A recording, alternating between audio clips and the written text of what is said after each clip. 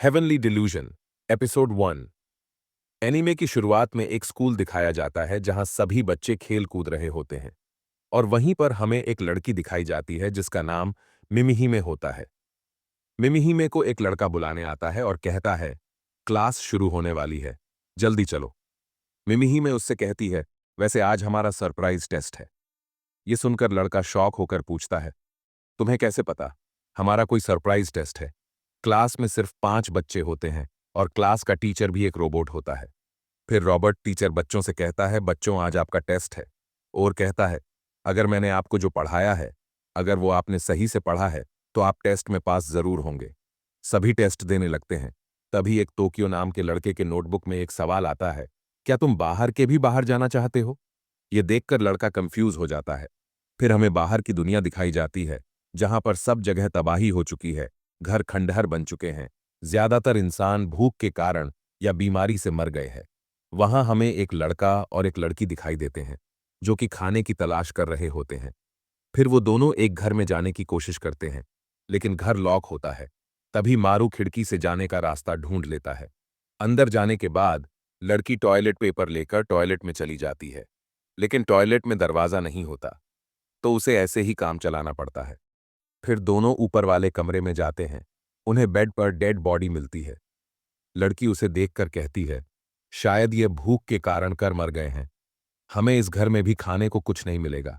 लेकिन उन पर थोड़ा कैन फूड होता है और वे पास के कुछ पौधों के साथ कैन फूड बना लेते हैं। लेकिन जब वे उसे खाते हैं तो वह एकदम खराब लगता है खाने में। लड़का कहता है, ये पौधे कहाँ से लाए थी? लड़की कहती है, ये टॉयलेट में लगे थे। मारू को उल्टी हो जाती है और उन दोनों को भूखा ही सोना पड़ता है। फिर लड़की एक फोटो को देख रही होती है। लड़का कहता है, क्या यह तुम्हारा बॉयफ्रेंड है? लड़की कहती है, ये मेरा दोस्त है, मुझे इससे मिलना है। फिर दोनों बात करते करते सो जाते हैं। फिर हमें बाहर एक मॉन्स्टर दिखता है जो हवा में उड़ रहा होता है और उसका साइज एक हाथी के जितना होता है और वो दिखने में भी काफी अजीब था। फिर अगले दिन वो दोनों दूसरे शहर की ओर निकल जाते हैं, लेकिन रास्ते में उन्हें कुछ लोग घेर लेते हैं। वो लोग कहते हैं, इन पर खाना जरूर होगा, और उनमें से एक ठरकी भी होता है।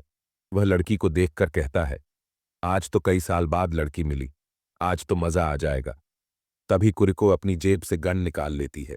वे लोग डरकर वहां से जाने लगते हैं, लेकिन उनमें से एक दूरबीन से देखकर कहता है, यह तो नकली गन है, यह हमें डराने की कोशिश कर रही है, चलो इन्हें लूट लेते हैं। कुरिको कहती है, चलो भागो, और वो जाल पर चढ़ने लगती है।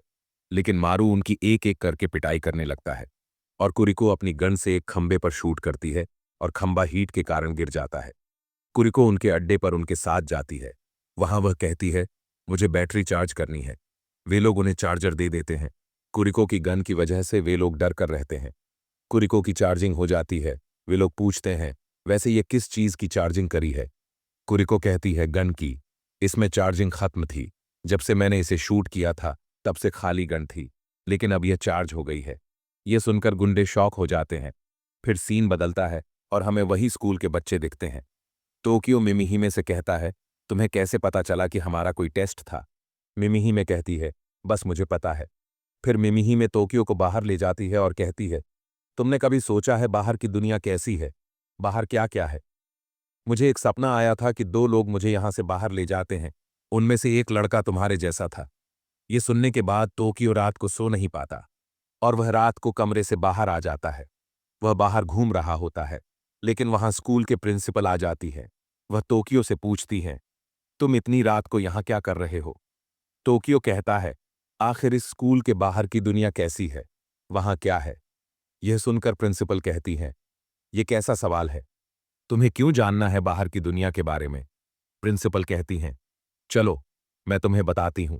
फिर सीन बदलता है और हमें वही दोनों दिखाए जाते हैं। वे लोग भटक रहे होते हैं और रात भी होने वाली होती है। उन्हें एक होटल दिखता है जहां वे लोग रुकने का सोचते हैं। तभी वहां होटल की मालकिन भी आ जाती है। किरुको उस लड़के का फोटो दिखाकर पूछती है, ये लड़का यहां आया था क्या? मालकिन मना कर देती है और वो दोनों होटल में एक दिन रहने के लिए पैसे देते हैं और वहां रुक जाते हैं। फिर दोनों रात को लंच कर रहे होते हैं। तभी वो मालकिन उन दोनों से पूछती है, क्या तुम दोनों भाई बहन हो या फिर गर्लफ्रेंड बॉयफ्रेंड? लड़की कहती है, नहीं, ये मेरा कोई भाई नहीं है, न ही हम एक दूसरे को डेट कर रहे हैं। मैं बस इसकी बॉडीगार्ड हूं, इससे ज्यादा कुछ नहीं। फिर वो मालकिन कहती है, यहाँ रात को मॉन्स्टर घूमते हैं, तो रात को कहीं मत जाना। और वो दोनों सो जाते हैं। लेकिन तभी उनके घर के बाहर वही मॉन्स्टर दिखता है और मालकिन के पास एक राइफल होती है जिसे वह रीलोड कर रही होती है। फिर हमें प्रिंसिपल मैडम दिखाई जाती हैं, जो टोक्यो को बताती हैं कि बाहर की दुनिया खतरों से भरी है, बाहर अजीब और खतरनाक मॉन्स्टर रहते हैं, तुम यहाँ सुरक्षित हो। तभी एपिसोड खत्म हो जाता है। अगर आपको वीडियो पसंद आई हो तो लाइक जरूर करना।